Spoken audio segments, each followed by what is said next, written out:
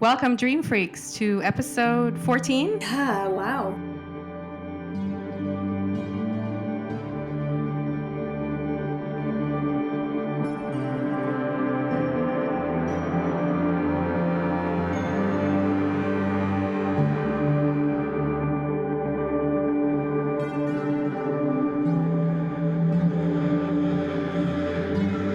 Hi, everyone. My name is Carr, and I'm an author, a dreaming guide, a death doula, and a tarot reader. I live in the UK. And I'm Jenniffer ClarOscura, and I am a dream guide. I specialize in dream work, dream interpretation, and I am located in New York. And today we're going to tackle a topic that Tree and I are very familiar with, and we experience a lot throughout our life, I guess, most of our life. And that is the topic of astral projection.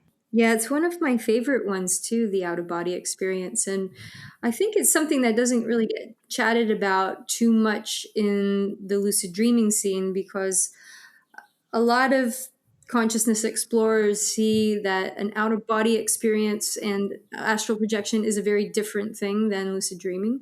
But some people argue that they might be the same thing.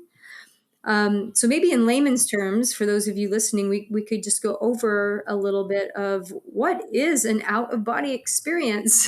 So Jen, how would you define an out of body experience or astral projection? Yeah, the reason why I don't even use really I haven't been using astral projection or out of body as a term, which is funny. It kind of creeped up on me throughout this decade that I started calling everything just the astral dream.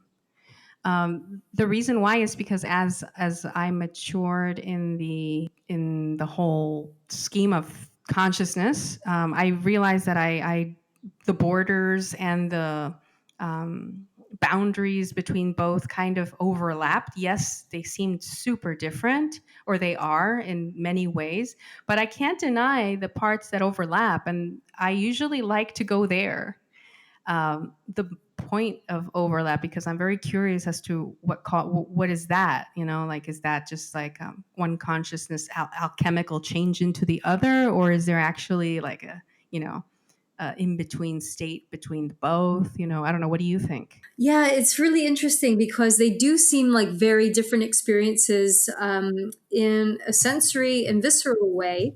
But the thing that I find that makes them similar experiences is that in an astral projection experience, out of body experience, and a lucid dream, the common thread is you are completely conscious and aware, and you're in the present moment. You're able to make decisions, cognitive decisions, and set intentions and drive your will forward. So that's the one thing that I find is the common denominator between the two. But the differences would be, like I was saying, sensory differences. So with an out of body experience, there is a defining moment where you feel yourself separating from your body, and this can come in the form of lots of different bodily sensations. And some of the sensations you might feel are high buzzing states or vibrations within your body, like an electrical feeling, or a buzzing feeling. Some people feel like they're magnetized in some kind of way, or very heavily magnetized, like you feel like a magnet, if that makes sense. And other people feel like their body's shaking. And there can be some audio sensations too, very much like the sleep paralysis state. So you can have sounds, like buzzing or whirring electrical sounds, or whooshing like wind sounds. So there's this, on this liminal threshold, you have these sensations that are very tangible, and you're very much present and conscious during this, this experience.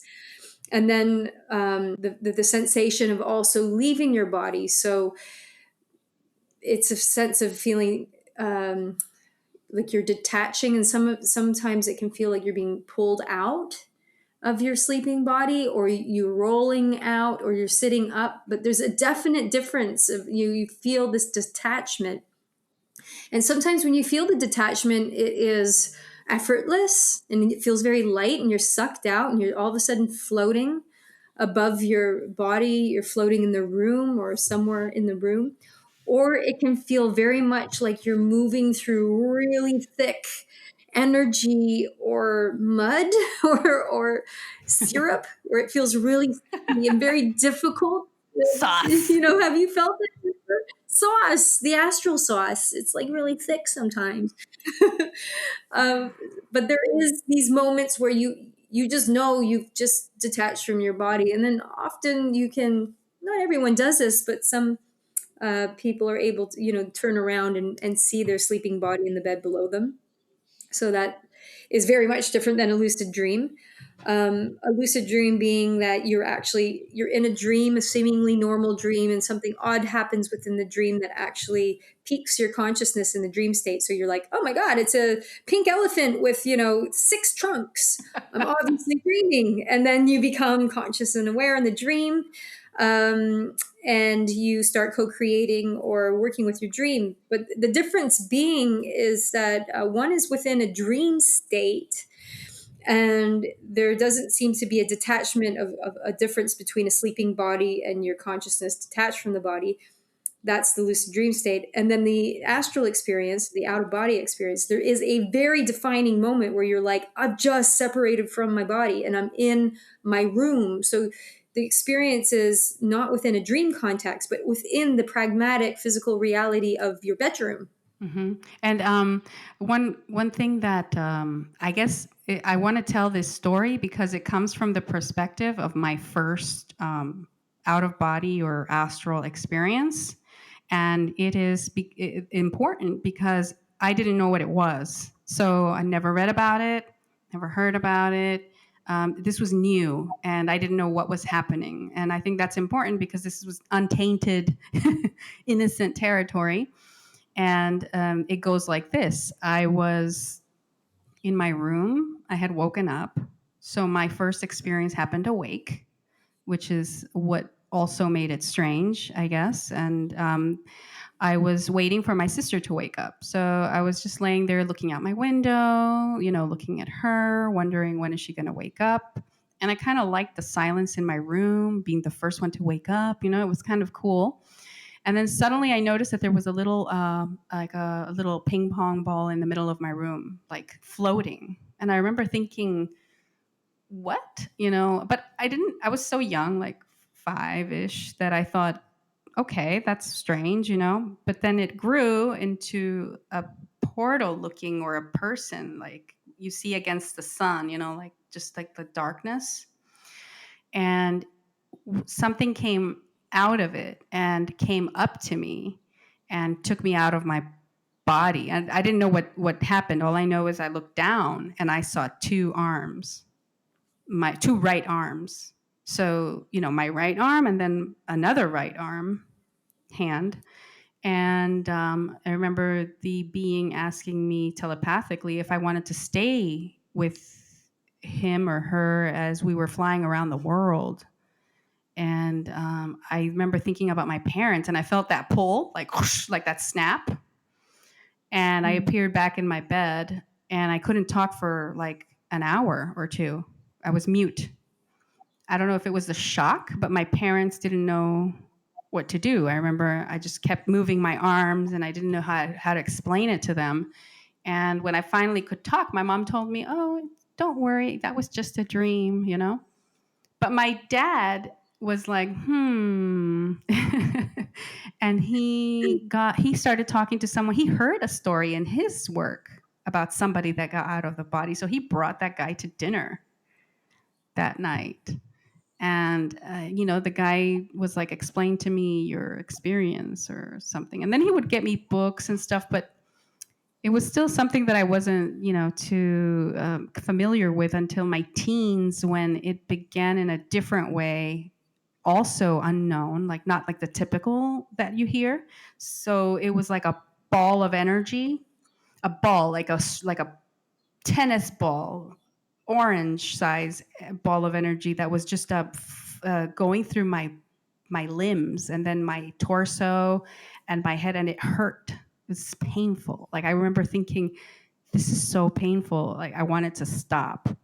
And it wouldn't stop. It would just go until finally it would reach my chest, and it would drag my whole perception. Like if my eyes were, a point of location, it would suddenly drag my eyes out of my head into my chest, like where I perceive things. And I was dragged into a whirlwind tornado until it would spit me out with the noisiest, buzzing, violent like sounds. And then suddenly peace when I would be outside, or what people call outside, in my room in the astral realm. And I would be in the room floating in the air, twilight, colors, thinking, what just happened?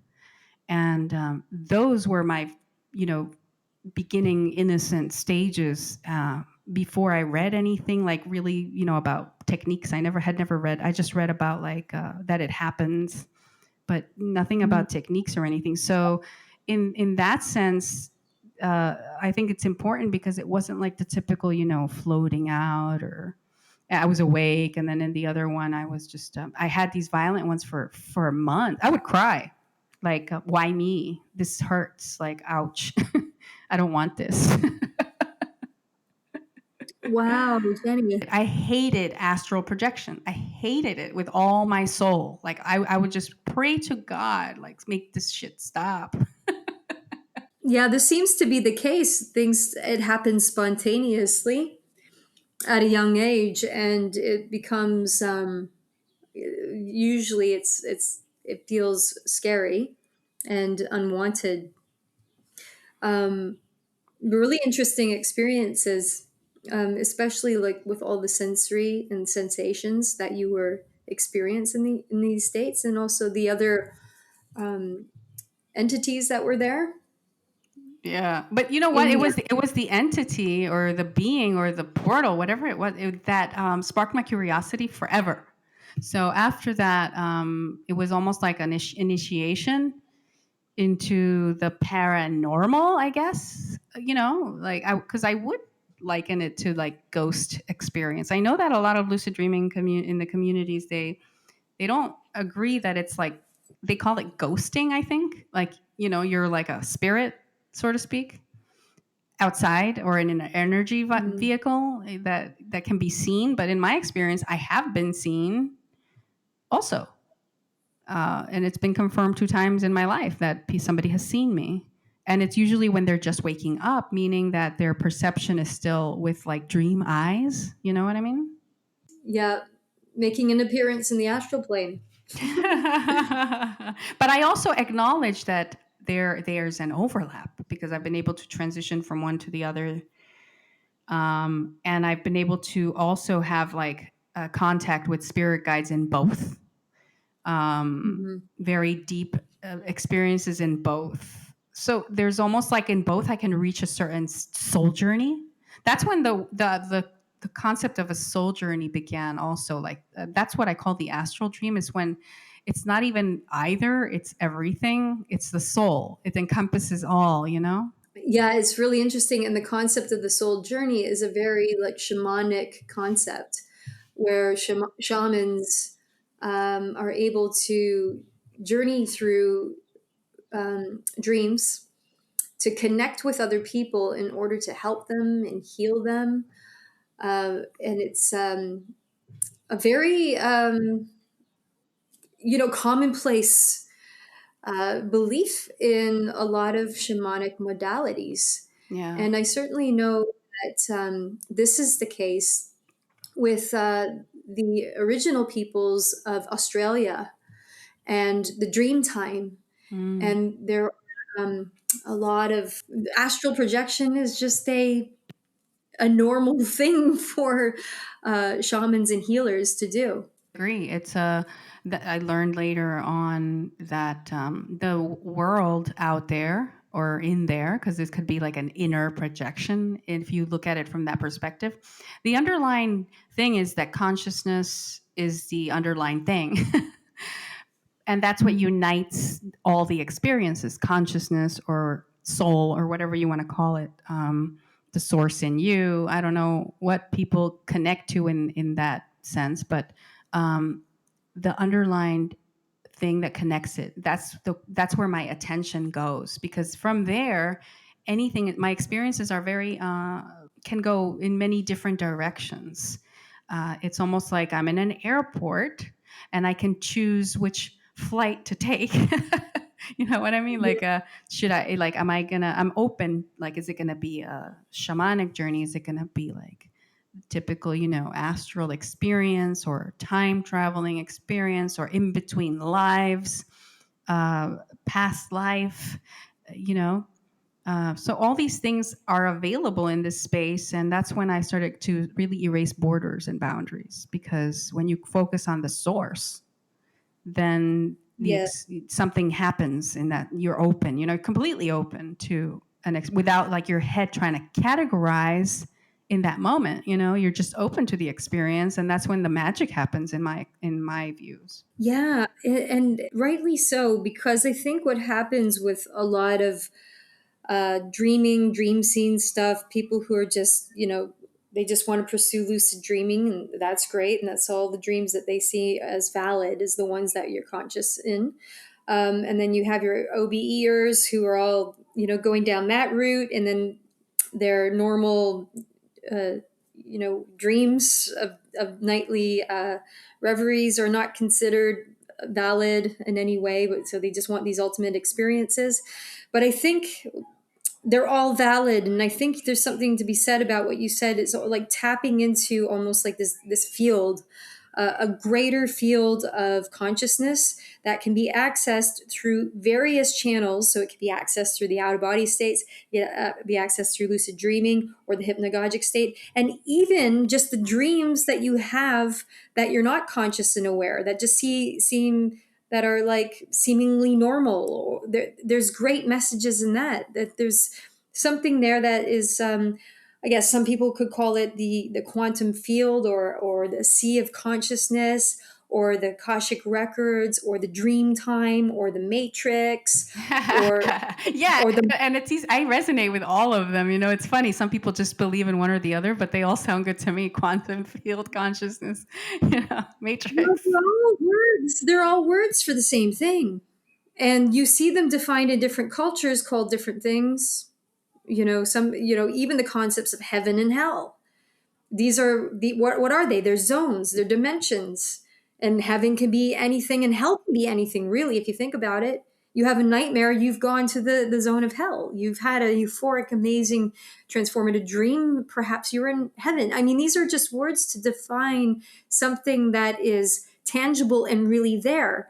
um, I'd like to use the word multiverse just because I love to throw in a little bit of science all the time. And I know that Oh, this no, me too. multiverse I is, love multiverse, quantum, the quantum world, the multiple realities, because it does overlap with the spiritual part for me. yeah. And it's, it's the multiverse is a theory of, that there's possible dimensions, and the universe is full of multiple layers or dimensions that, we can access, and sometimes we stumble across them through, an accidental out of body state, or sometimes we stumble across them when we see a ghost with our with our bare eyes.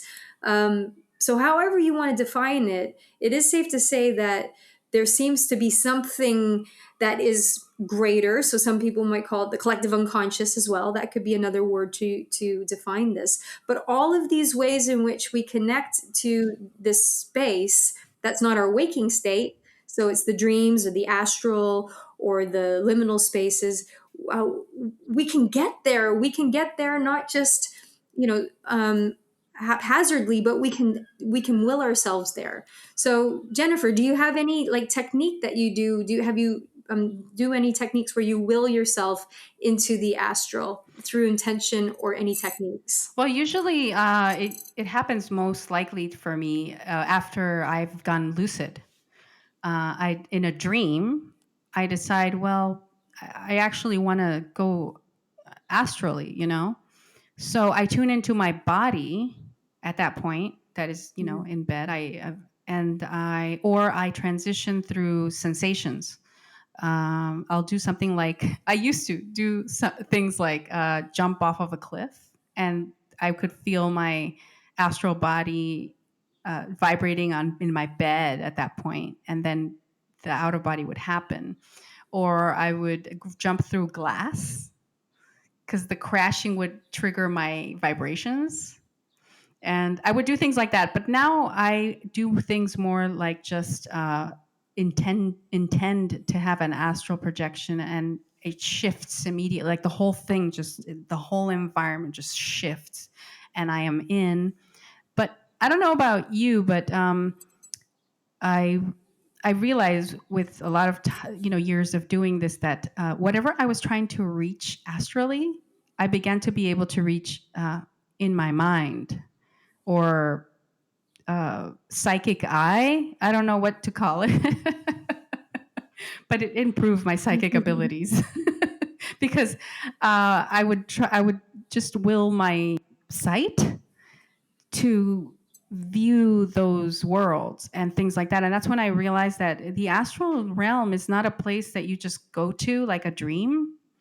It exists, and so does the dream, actually. So I take that back. The dream and the astral were actually places that exist all the time with us. And I was just shifting, I guess, my own awareness and vibration toward that, or something like that. But yeah, so my techniques began more towards the psychic part of astral than actually trying to go out there and get something, which I've done a lot of. But I started to try to travel wherever I was. I guess that would be like remote viewing in a sense, right? I mean, I'm not sure. What techniques do you use? I guess what I do is I always like to play around with that liminal state of the hypnagogic and also the hypnopompic. So these are these thresholds on the either end of your sleep cycle. So the hypnagogic is before you fall asleep, and the hypnopompic is when you're waking up. And I find that those times are almost like the magic times in which to have an out of body experience. So in my hypnagogic state, when I'm on the threshold of falling into sleep, I try to do a few things in order to facilitate an out of body experience. So the first thing I do is I make sure I lay on my back. I find that being in the supine position is really conducive to this. I find if I rolled over and got really cozy and I'm in fetal position, chances are it doesn't really happen. So I stay on my back, and I stay very, very still. And I just start to let my body fall into sleep, but I try to keep my consciousness awake.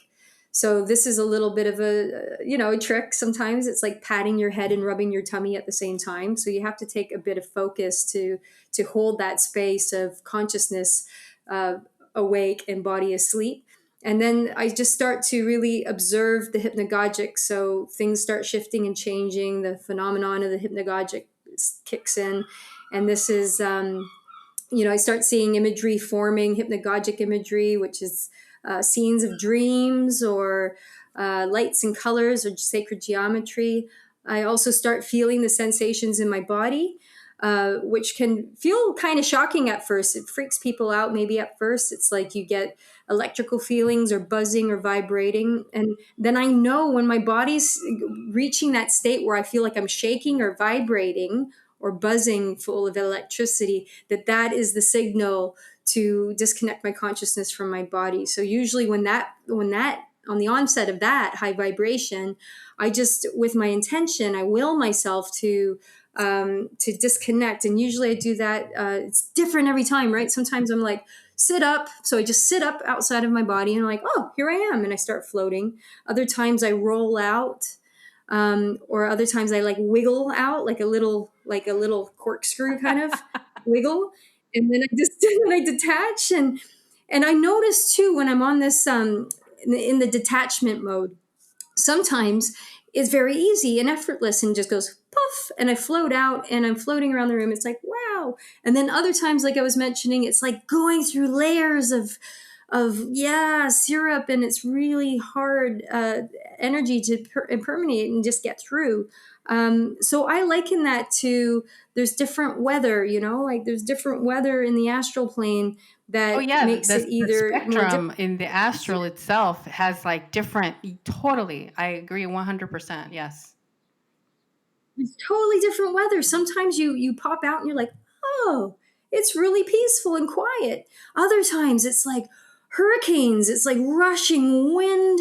There's a vortex.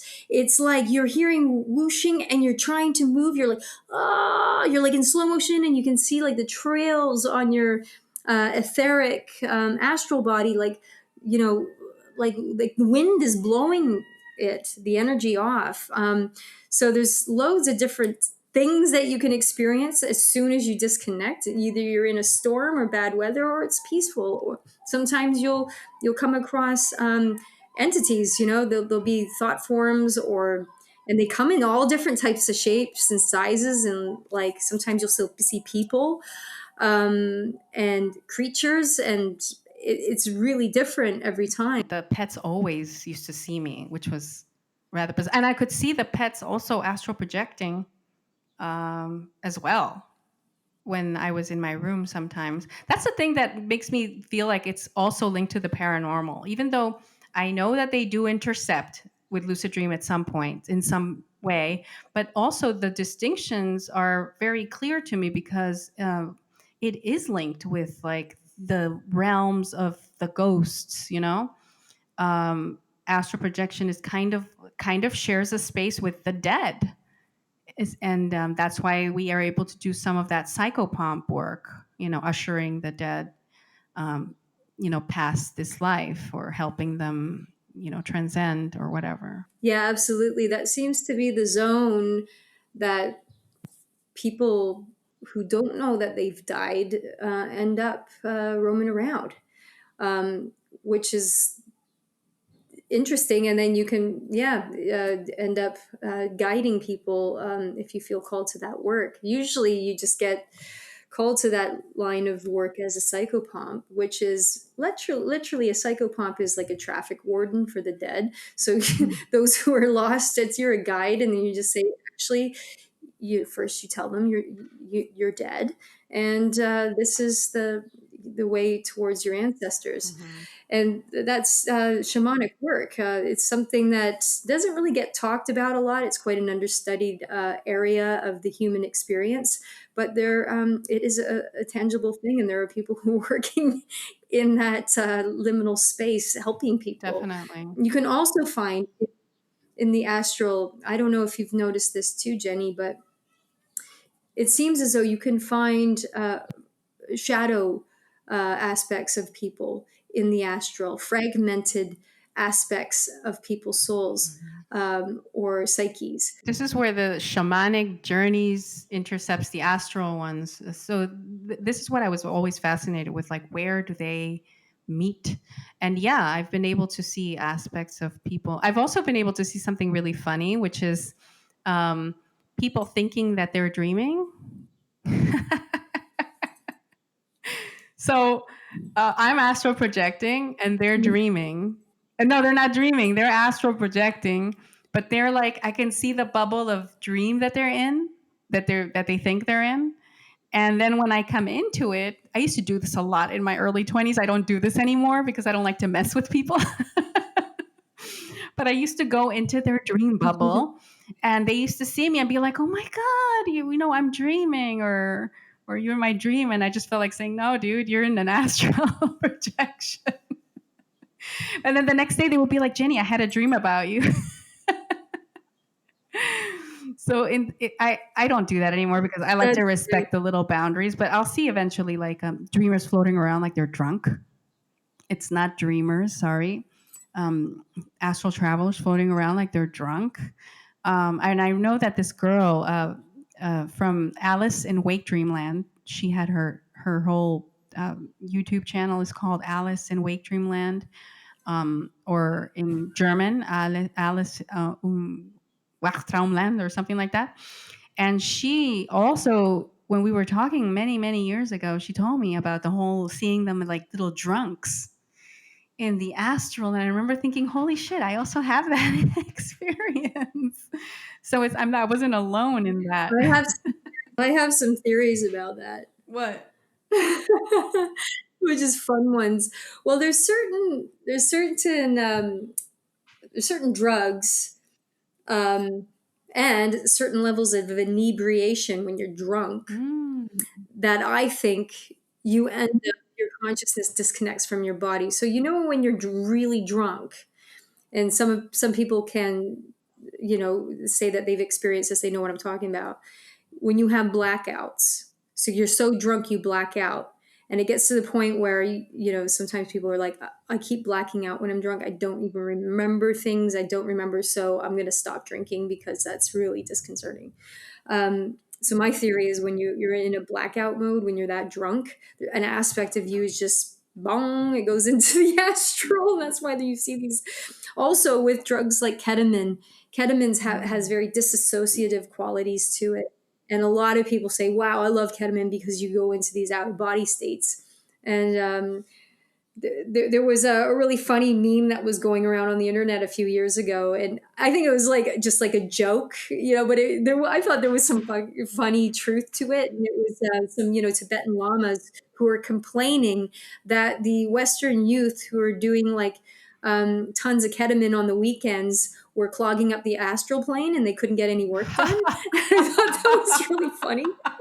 No, but it's true because when I was a teenager, like in late teens, 19, 18, I would get wasted because that's, the age that I was getting wasted. And I would get out of my body. And I would tell people, I'm going to get out of my body right now. And I would bring my body to almost non breathing. They thought I was dead. And I would get out of my body and tell them what I saw. And it was like my party trick. And they would freak out, It really was my party trick because I could do it and I could prove it.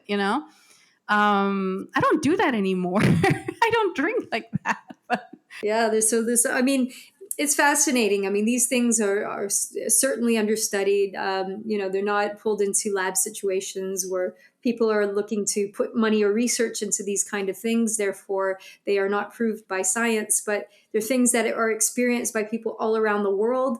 They are transpersonal experiences too, because they can definitely change you in some kind of positive way. And they do definitely make you question the nature of reality, which I think is a very healthy thing to do. It's good to question the nature of reality. It's good to Yeah. explore. This is what pushes us further in consciousness evolution and exploration. Let's talk about some interesting things to expect in the astral plane. We often for those who don't know or haven't experienced this, there is definitely a tangible physics that is happening in the astral. And you only really realize this kind of thing when you compare notes with other people who have had similar experiences. So I know, Jenny, you know this too. When you go astral, when you go out of body, you know within you there is a knowing that you have a very finite amount of time that you're there, and there's a sense of urgency, like, oh, I know that this is going to end soon. It's almost like when you dive into a pool of water and you have to hold your breath, and that you're going to be down there for a few minutes, and then it's going to be like it's time to come back. There's something about the astral plane where when you leave your body, your physical body, you have only a finite amount of time and energy outside to go and explore. You will eventually get pulled back in, like snapped back in. So there's that aspect is interesting. Why do we only get a little finite amount of time or energy to be there? What is that? What causes that? Is it that the physics work different there, that we need a certain amount of energy ourselves for our consciousness to stay there? If we have more energy within our conscious state, could we stay there longer than normal? Or is there a physics there in that dimension that just is like, you only get a little taste and then you get snapped back? What do you think, Jenny? Well, I have a few theories, but one of them um, is that I used to call them astral missions. I used to believe that we have this opportunity to go on a mini mission, and the thing was to really kind of try to see where it pulls you, because sometimes the astral realm pulls you somewhere. Even if you set your intention, you still don't quite know where it's going to go. And you get pulled toward a situation. And I feel like once you see or experience what you're supposed to, you get pulled back. But also, you do get pulled back prematurely in the beginning. So that you build up with time, I believe. Another one is that I believe, and this is very far out there for a lot of people, but I believe that the astral realm is a fragmented aspect of ourselves, of this earth realm, the physical realm. So is the dream realm. And this integrative process is kind of like when our soul remembers where it belongs, part of it does. And we are traversing through into a like the fragment, which makes it difficult to stay there unless we start to really, integrate that into. But why in the astral I only see the most magical creatures? I think that's why everything we see in fairy tales, centaurs, magic, as we see it in movies, all those things. I believe they belong in the. They've been fragmented out, also out from us, from this realm into the astral realm. And this whole journey of mine has been to integrate all of that, all of these energy bodies, I guess, all of these levels of consciousness or realms into my being, like as the source. So or not me as the source, but like all of it is the source. And I'm just trying to, grab a hold and remember who I really am. And that's the basis of my beliefs. That's really interesting. And that really brings up the topic, too, because of fragmented aspects of self in the astral. Um, the topic of time travel. The reason why I bring this up is because I've stumbled upon fragmented aspects of myself, of the younger versions of myself. Particularly in the last maybe 2 years, I keep stumbling across my teenage version of me, and usually in the reflection of mirrors in the astral. So, looking in the mirror and I'm seeing my younger version and I'm trying to get her attention. And there's some interesting, I guess I would say, soul retrieval aspects. But it seems as though I jump timelines. I've had one experience where I was astral and I was flying around and I went to a certain area in London, a certain members club, and I saw myself, younger version of myself, 15 years prior, walking across the street drunk, coming out of this members club and having this feeling of floating above me, my version of me from 15 years ago, feeling concerned for her and helping her across the street. And that had a huge impression on me, which made me feel that I jumped timelines in a way, that I went to the past and I actually somehow retrieved a part of me or helped a part of me from the past. Now, I know this also can come through in future stuff too, so future timelines. And there's a really great example of a really prolific out of body teacher and author called um, Graham Nichols, very prolific author and out of body explorer. Graham Nichols, he had in a controlled setting too. It was like with in an experimental sort of lab setting where he went into an out of body state.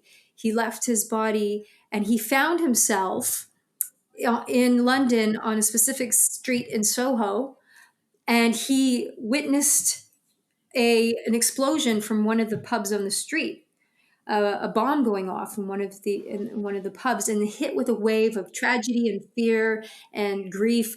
And this was really visceral. He was in the astral, was really there and really conscious, pulled back into his body, and documented, mentioned what he experienced.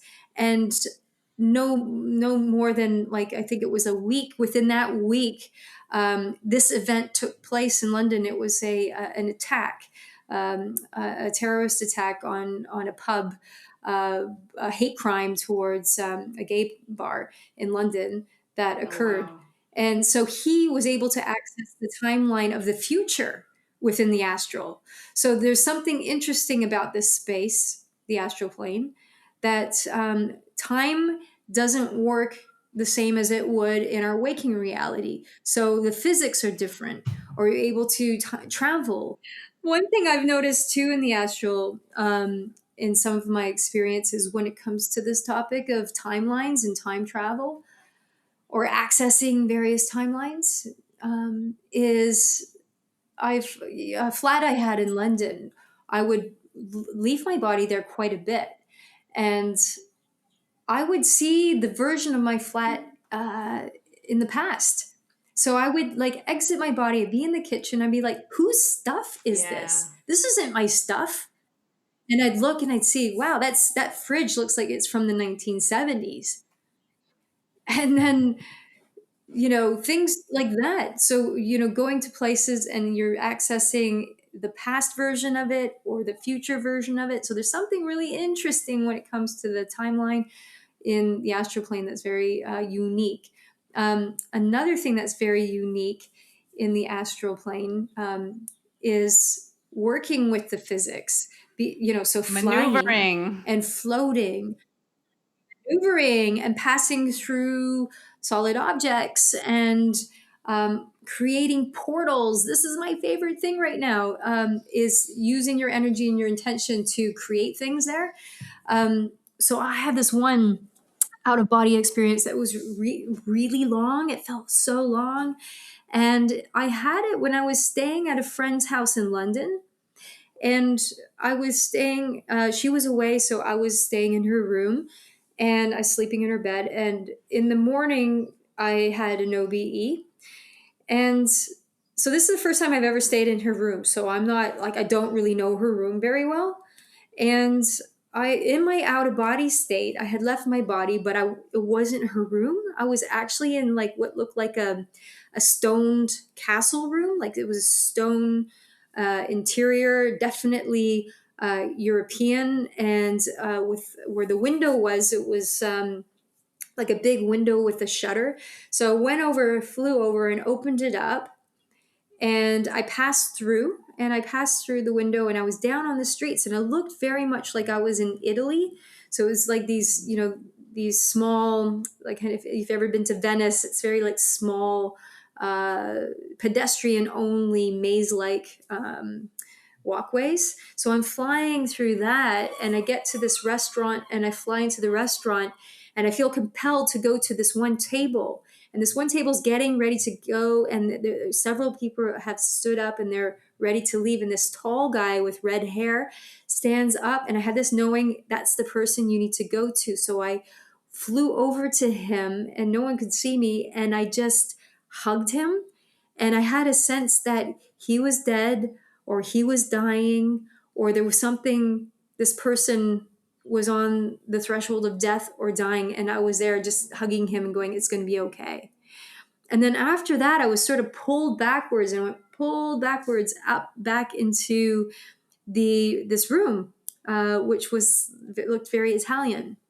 And so I'm in this room, and I'm still completely like there out of body, but I'm sitting on the bed now, out of my body, and I decide I want to start traveling, and I'd like to make a portal to start traveling. And I first off decided to try to make a portal on the wall. There was a wall next to the door, so I started to try to create a portal. Actually, my intention was to go visit Ale in Chicago. Isn't that funny?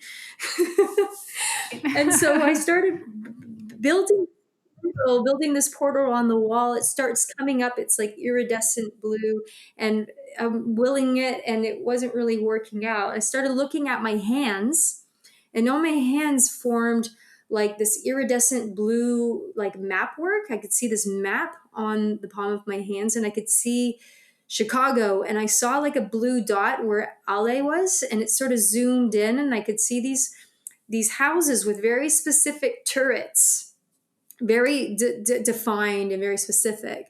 And I was getting really excited, like, yes, I'm going to go. And then I tried to make the portal again, on this wall next to the door in this castle room, and it started forming, and then I was just pulled back into my waking reality.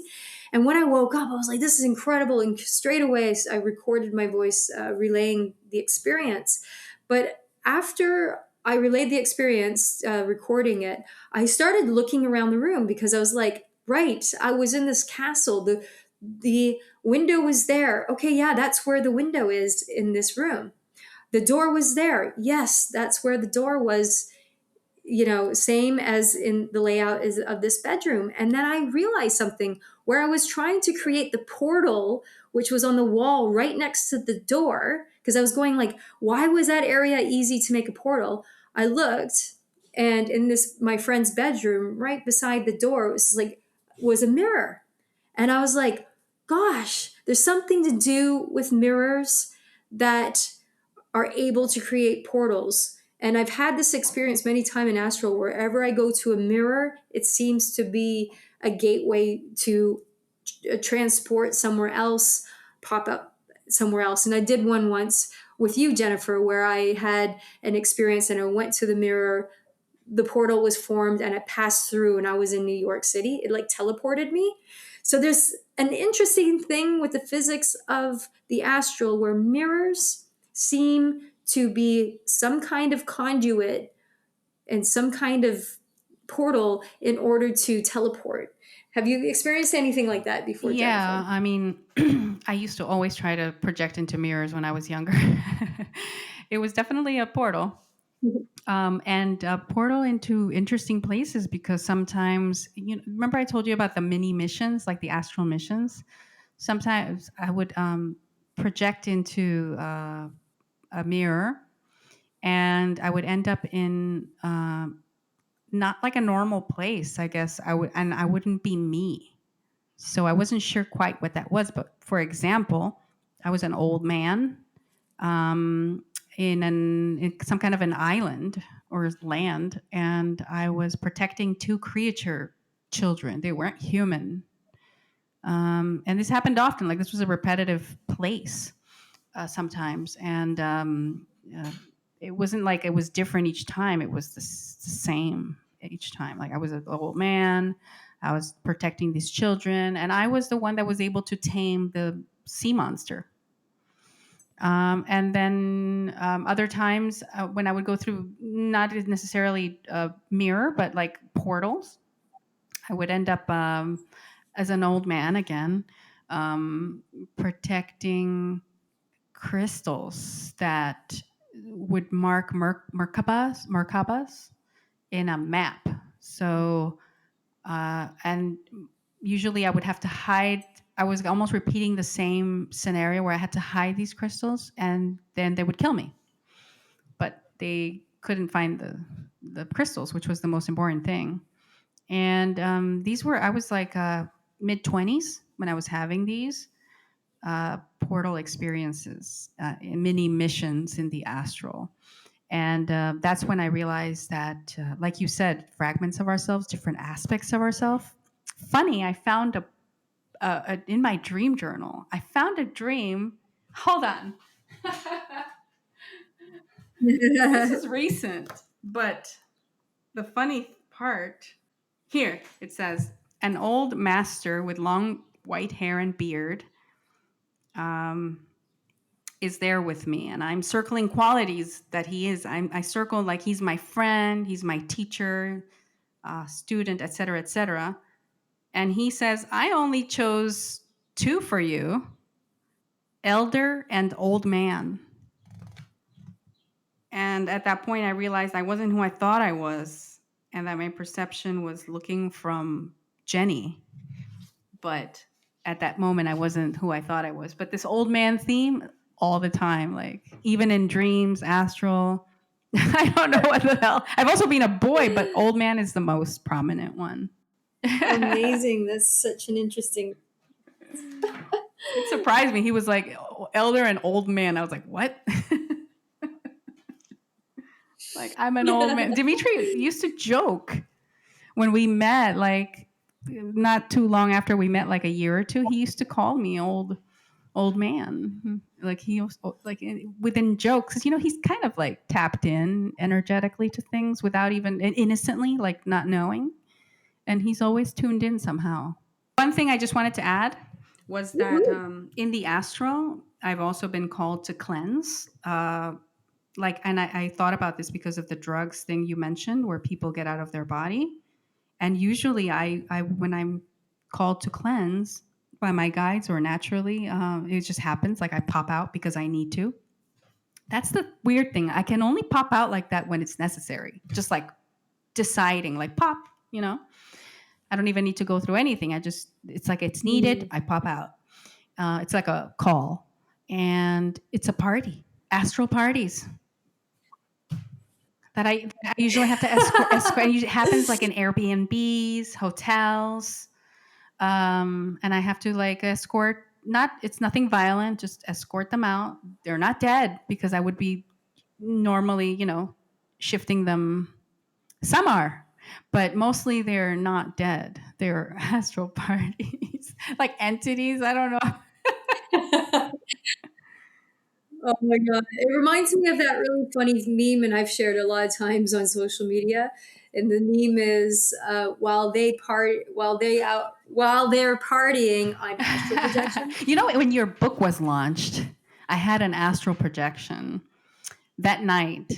I was not able to make it into Yeah, your party, but I astral projected toward it. And I saw your friend, right. whom I thought was uh, one of your friends, like Luis Solorat. I think that's his name, Louis. I thought it was Yeah, him, but when yeah, I Lewis. described him, he seemed like he was not him. Like that was because I couldn't imagine something more. But I looked into my memory, and it was actually a different guy. It was Ren, but it was like a mix. Yeah, my friend who died. Exactly. And who we were always like, you dedicated that book to him or something, right? Like you had a little part. That's right. It is dedicated Yeah, and I remember, and he to my dead seemed friend. a little sad, and he was wearing a hoodie, not a hoodie, like a beanie hat. And I remember, I don't know why I thought it was Lewis, but it was actually Ren. And the people around were doing a lot of drugs. They had like little boxes of powders to sniff. Well, at that party, I had my friend Lewis was there, and I do thank him in my book.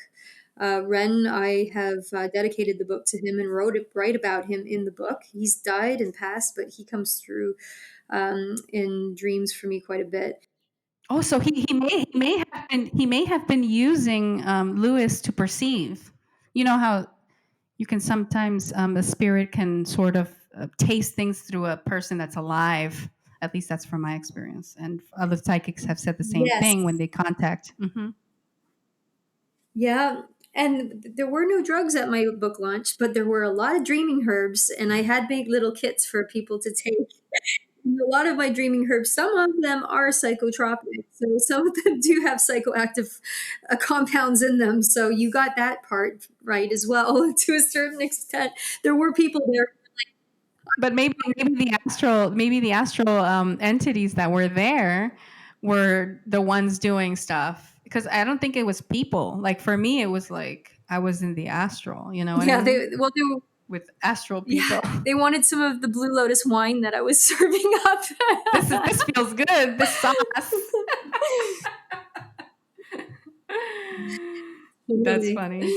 So, yeah, so I just wanted to give a few references out to those who are listening, who are very interested in astral projection and out of body states and want to look more into it. Some resources to hand your way. I mentioned already Graham Nichols, who is an amazing author and explorer of out of body states. He's got a great book called Navigating the Out of Body Experience. Also, look into Robert Monroe, who started the Monroe Institute. There's lots of information online and interviews on YouTube. Also, William Bullman, who's part of the Monroe Institute. So they've dedicated lots of funding and hours to scientifically research the out of body states. That's a good one, Monroe Institute, to check out. Also, our mutual friend, Jennifer, Jade Shaw. She teaches the art of astral projection and out of body experiences. And you can find her as Jade Shaw Astral Projection on social media. And she does courses and workshops. Um, I and have one yeah, book that I've still not finished, but I like it because I don't know about the author. I don't know him very well. I do have him on Facebook, Mark Stavish. I know he's a strange person and not popular because I think he says things that are a little controversial, but he comes from the Hermetic he's the founder of the Institute for Hermetic Studies. His book is called Between the Gates, and it's about lucid dreaming, astral projection, and the body of light in Western esotericism. And it really goes into like the soul, the spirit, the emerald tablet, the tree of life. And for the people who are more inclined into this like weirdness, I recommend it to read it with an open mind. Don't take it literally, but it does have a different Kabbalah, astral kind of connection, which for me is interesting. I also, oh, yeah, wow, it is, that's and interesting. I've always read it at the wrong time, and I think now I would probably read it again. I like to reread books because I'm always going to read it from a new perspective. But I also suggest really looking into the Tree of Life. There's a book by Israel Regardie that's more into the magical realms, but I believe that Kabbalah or Kabbalah, whatever you call it, and the way that they explain the Tree of Life and everything, I believe that all of this is connected with our astral energy bodies. And I would also recommend that to really look into the magic behind our spirit, like those things like Tree of Life and all these things, because it really is connected. It is the other side of things and the other side of science, or the same. For me, it's all the same, but I know people like to separate them. But it's great to get the esoteric side of things, and yet usually these things start off esoteric and they push the envelope, and then science starts to study them and do the tests and the experiments and back it up. If you want a science-based approach to the astral experience, check out Oh Anthony yeah. Peake. Anthony Peake always has great bits of science, and very well researched, and great theories from Anthony Peake. He's got a book simply called The Out of Body Experience. And definitely check out his work too. So it's nice sometimes to get the science based stuff and experiences, and then the personal experiences and the esoteric side of these Yeah, they belong together. experiences It's too. I feel like they complement each other, and I don't like to just read one side or the other. I like to read like it all. I did avoid books about astral projection growing up because I wasn't in agreement with all these authors, and I kind of stopped. I started to just try to experience for myself. But then later on in life, I started reading the books, which was kind of cool because after I figured it out myself, I could be like, oh yeah, that. Oh no, I'd never had that. You know what I mean? Like the silver cord. Like I'm like, what silver cord?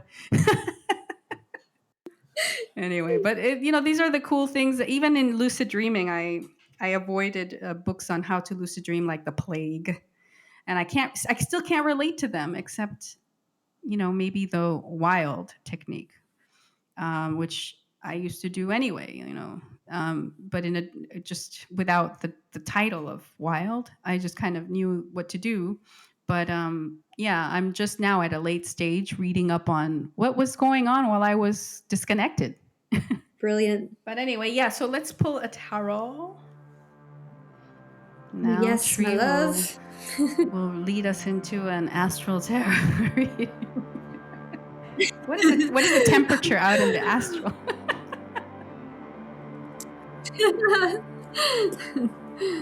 This is good. An astral travel tarot card pull. I love it. It's funny because, lately in lucid dreams, and mostly lucid dreams. I haven't had an astral yet. I've been reading tarot in lucid dreams. It's so Wow. funny. It's been really good, like super. Yeah, so they've been popping up in my lucid dreams. So let's see if we can get some astral tarot. Astral tarot, here we go. Let's pull a card. Let's feel into it. Oh my god, the card I pulled the card of being in Ooh. limbo. The Hanged Man. This is literally the card of liminal states, limbo. This is the astral card. The Hangman is the card of suspension. It's literally being in the space in between. It's being in limbo. It's being on pause as well sometimes, and in suspension. Sometimes this card could come about when we're feeling like everything's on pause. This lockdown is Oh, definitely a yeah. hangman aspect, but looking at this from the perspective of the astral, this is the liminal card, the card of in between, and the card of limbo. What I would recommend reading into this, from some astral advice for you, if you're learning to, or you're wanting to start to explore that limbo, that space in between, that hangman space, have patience, because the big message with this card is patience, being steadfast, putting in the groundwork, putting in the planning for things. But the biggest message is patience, and not to build up frustration. Now, with an astral projection practice, it takes a bit of time. It's not something that you can, it can take quite a bit of time. So have patience in the process, stick to the practice, stick to the discipline as well, and you will make progress, and you will end up in this liminal suspension limbo states. So just keep with. So in a way, like surrendering to the experience. Yes, because a big part of this hangman aspect is letting go. And that is, thank you, Jennifer, because that's a big part of this card too, is surrender. And not overthinking it too much too. So sometimes we can get really locked in with the technique, and oh, I need to do this, and I need to wear these certain pajamas, and I need to have this certain thing on my head, and I need, we can get stuck in on the pedantic details, but a big part of it is surrendering. So when you're on that threshold in the hypnagogic, where you're falling into that liminal state, the hangman state, surrender, like surrender to it. Don't overthink it, and approach the letting go aspect of it, not trying to control too much, because when we go to these dream realms and these liminal spaces in the astral, we realize that we don't really have too much control. We need to co-create with this space, because it's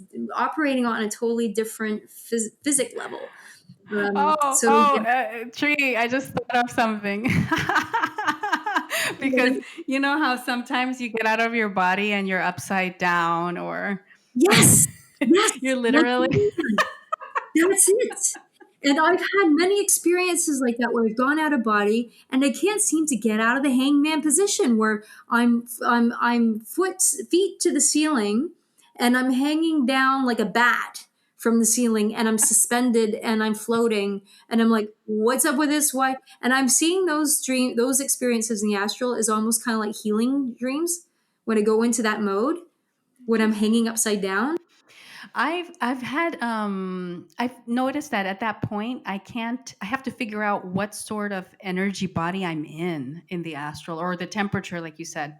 Um, I used to call it the like the weather of the astral realm, and depending on that, my body would react not to the normal movement. So my favorite thing was to figure out what language is my astral body's talking.